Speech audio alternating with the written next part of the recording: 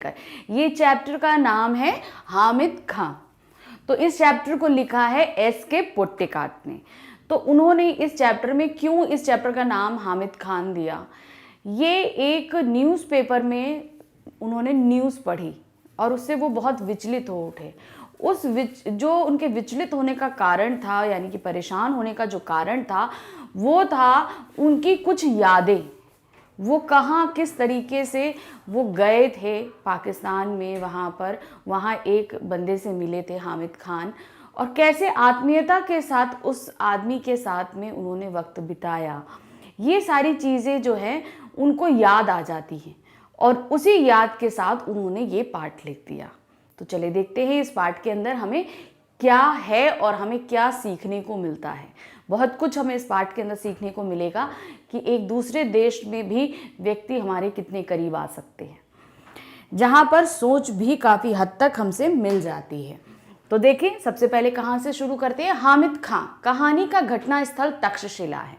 तो कहानी का नाम ही हामिद खां रखा उन्होंने क्योंकि इसी व्यक्ति से वो सबसे ज़्यादा प्रभावित हुए थे हमारे लेखक।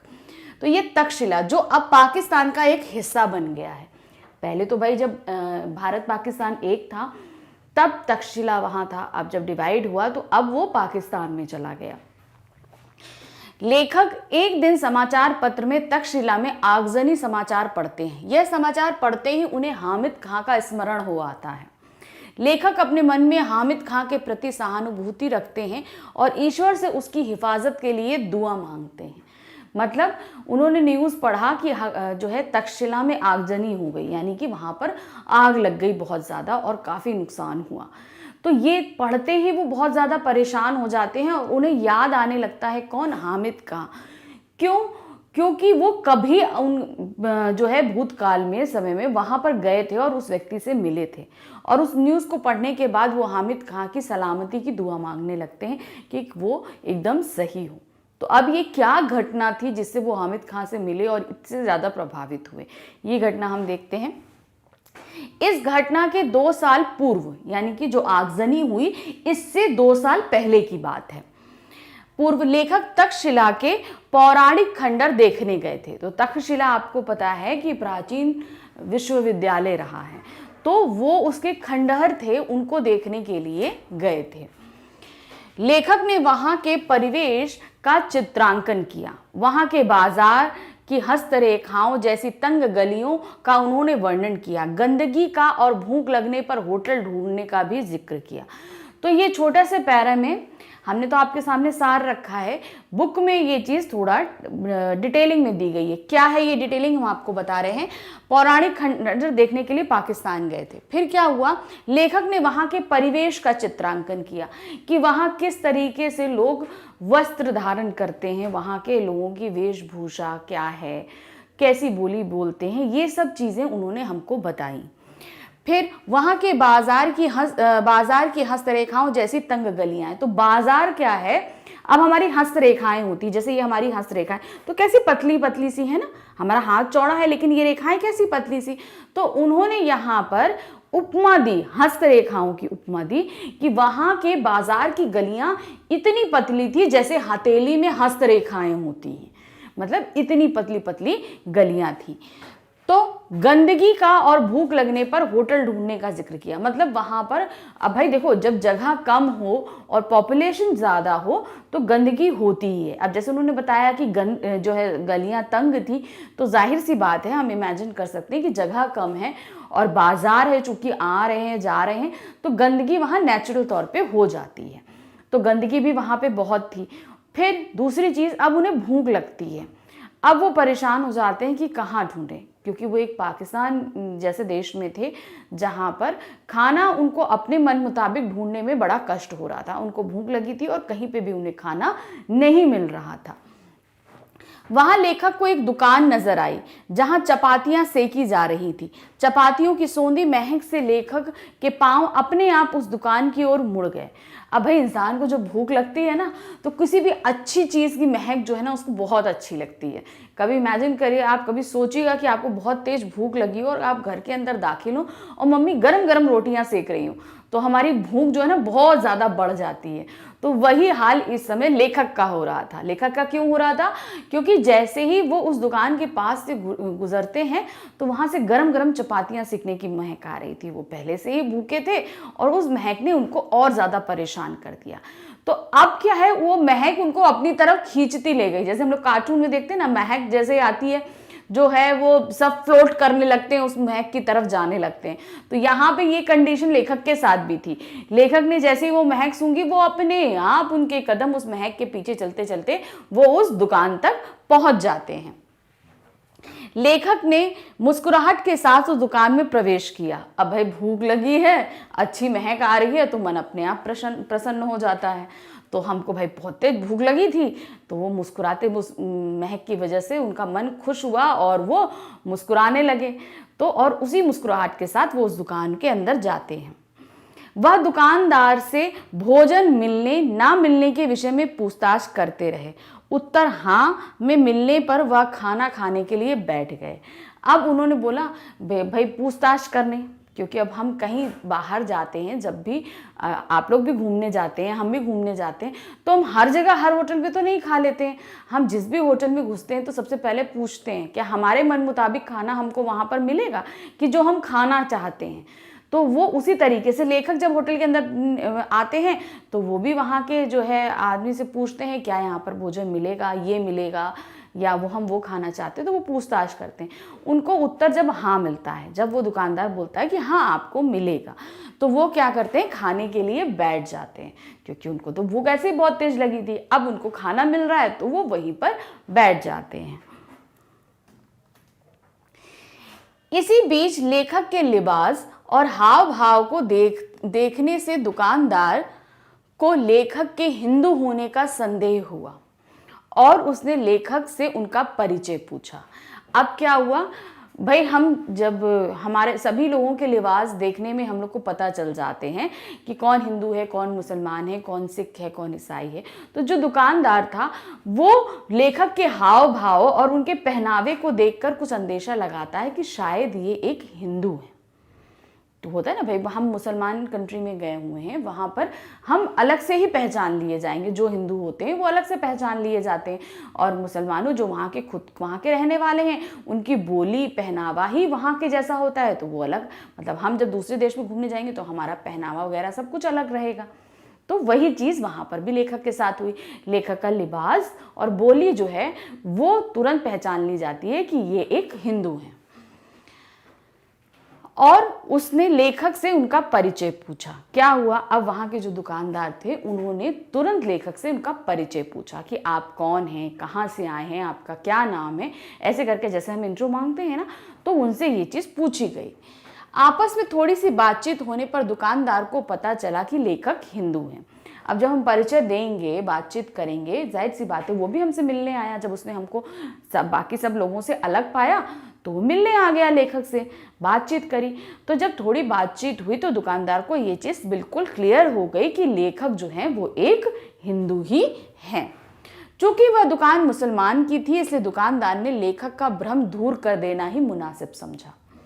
लेखक ने दुकानदार को बताया कि वह हिंदुस्तान के दक्षिणी छोर पर मद्रास के आगे मालाबार क्षेत्र का रहने वाला है।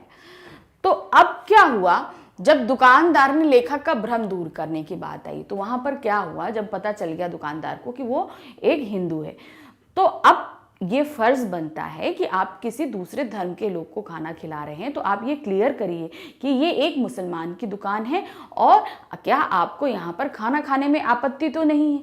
ये चीज़ दुकानदार की अच्छाई बताती है कि वो दूसरे धर्म के किसी इंसान को खाना खिला रहा था, इससे उसको कोई आपत्ति ना हो। मान लो भूल चूक से दुकानदार यहाँ आ गए हैं तो उन्होंने ये भ्रम दूर कर दिया उनका, लेखक का, कि ये एक मुसलमान की दुकान है और आपको यहाँ खाना खाने में कोई आपत्ति तो नहीं।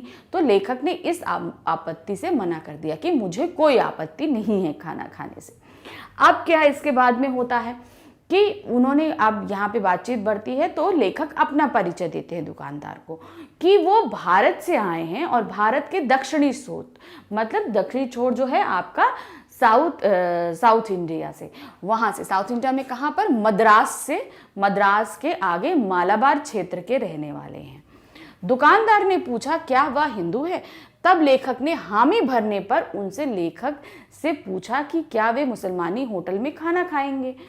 तो अब दुकानदार ने पूछा आप हिंदू हैं? अभी तक तो उसको ये चीज़ का पक्का हो गया था, लेकिन तब भी उसको से रहा नहीं गया है दुकानदार से, तो उसने पूछ लिया क्या आप हिंदू हैं?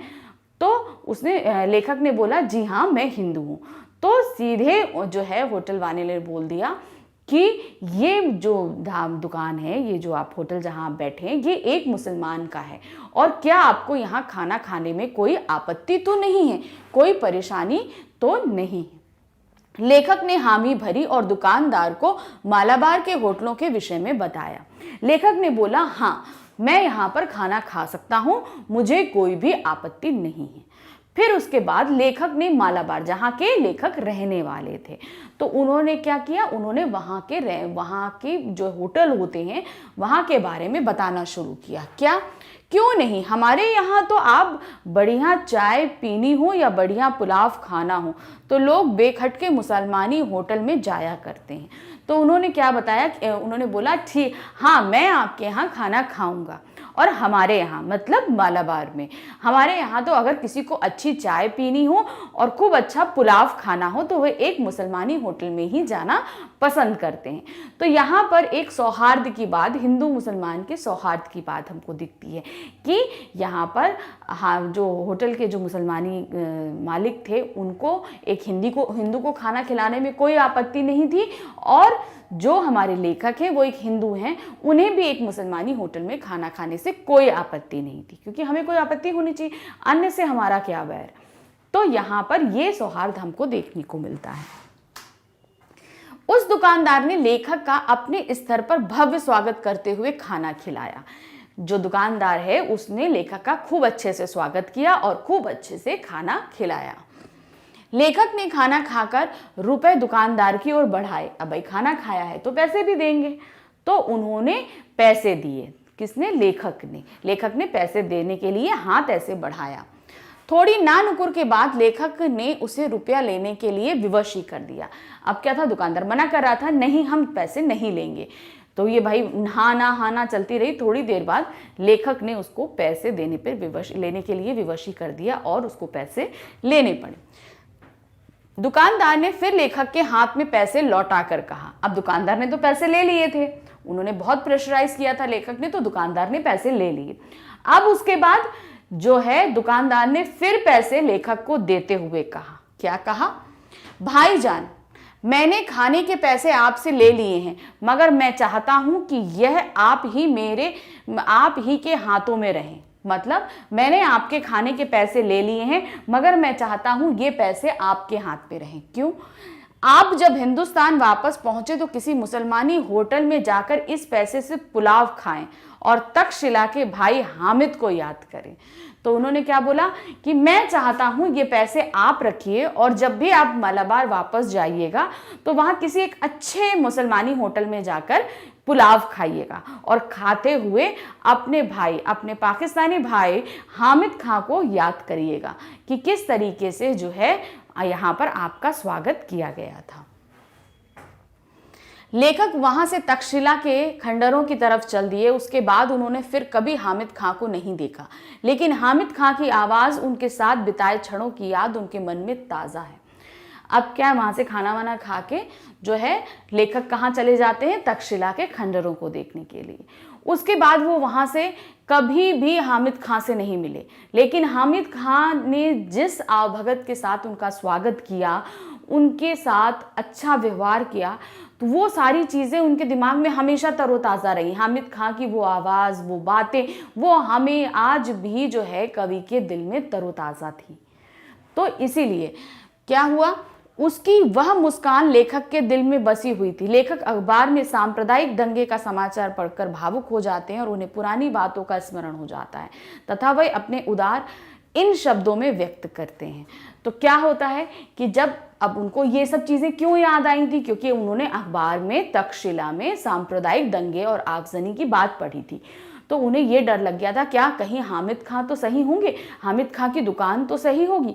तो ये सारी चीज़ें फिक्र उनके अंदर थी। अब हमें फिक्र उसी इंसान की होती है हम जिसके करीब होते हैं, जिसको हम पसंद करते हैं।